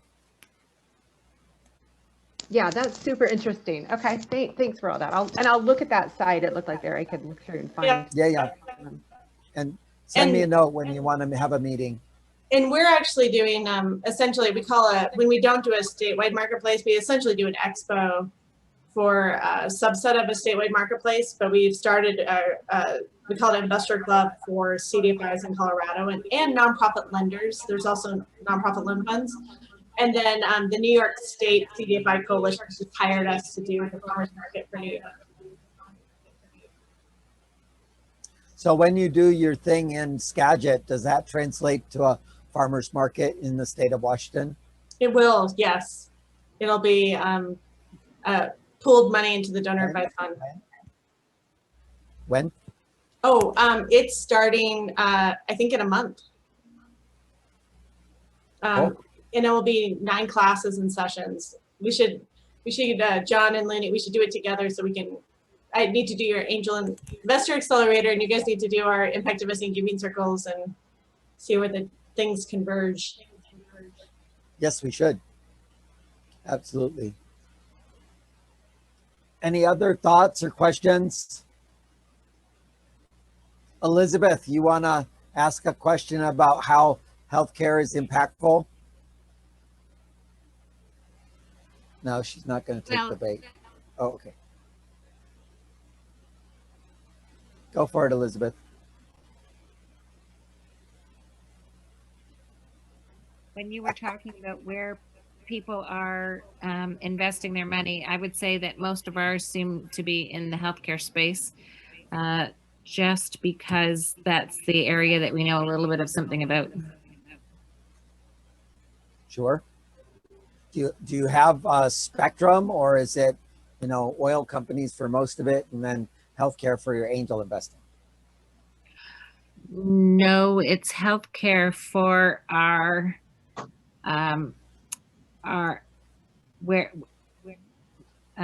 where you said oil, we would be looking at mostly at healthcare there, health tech companies. Cool. Okay. So I don't know if there's any, Stephanie, CDFIs that are looking particularly to fund healthcare within their, I don't know if they sub-segment. Sure, there are, yes. Happy to connect you with somebody at Opportunity Finance Network, Andrea Longton, that can help you navigate that. That'd be great. Thanks, Stephanie. Yeah. So how do people get a hold of you, Steph? Are you going to give me your slides so that we can post them? We don't normally do that, but we'll give you free codes to take Institute stuff. How about that? Would that work for everyone? Whatever you would like to share with this group, so that when they remember the 2 things and forget the 98 things that you said, that they can come back and review it. Absolutely. Yes. I'll put my LinkedIn here, and I will follow up. Can I just send an email afterwards with the contact information and the free codes? Sure. Okay. Thank you, everyone. I look forward to your immediate and long-term feedback for some of these ideas. Yeah, so I really like the notion of framing full impact. I think from an angel point of view, we need to bring it more down to the, you know, T-ball level of things, right? So we're doing $5,000 investments. 80% of the people that are accredited are in the $5,000 investment box. And so given that context, then what do we do about that? And then if we move south, right, there's another 30-40% of the population that are in the not even T-ball, right, make $1,000 size investment kind of thing and make that go. So there's these 2 groups that have wealth that are essentially misallocated and unable to drive local economies because they're being sucked into the New York cyclone that sucks I up. totally agree. We have much to do on that one. Yeah, much to do. The last thing, John, you know, one of the first things we ever talked about is like, how do we come up to Seattle and join forces? There's a grant that MacArthur, Meteor, and Rockefeller are paying for to map catalytic capital. So think of this as like negative 10% to 2% money. And we could put in for a state of Washington grant and it's basically it's 75,000 to a 300,000 1-year grant to just map the money. So that might be something we can. Yeah, let's think about how we can do that. Yeah, absolutely. Let's think about how to do that. We definitely need more asset maps in our region. It's very siloed. And since we've last seen each other, we've been acquiring lists and building lists, and I think we have about 180,000 investor prospects now that need to be qualified across all asset classes and institutions. So, cool. Thank you, everyone. Sounds like fun. Thanks, Stephanie. That was great. Thank you. Appreciate it. Everybody. Bye-bye. Take care. Bye. Bye-bye.